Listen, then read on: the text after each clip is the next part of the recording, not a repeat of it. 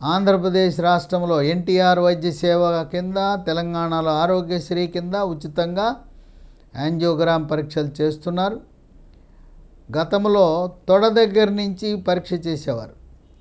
ఇప్పుడు మణికట్టు దగ్గర ఉండే రేడియల్ ధమని ద్వారా కరోనరీ యాంజియోగ్రామ్ చేస్తున్నారు. యాంజియోగ్రామ్ చేసేటప్పుడు ఏదైనా గుండె కండరాలకు రక్తము సరఫరా చేసే ధమని అడ్డుపడితే అప్పటికప్పుడే సన్నటి గొట్టాన్ని కరోనరీ ధమనిలో ప్రవేశపెడతారు. దాన్ని స్టెంట్ అంటారు. పూర్వకాలము ఒక రక్తనాళం మూసుకుపోతే ఒక స్టెంటే వేయాలి, ఒకటి కంటే ఎక్కువ రక్తనాళాలు మూసుకుపోతే బైపాస్ ఆపరేషన్ చేయాలని చెప్పేవారు.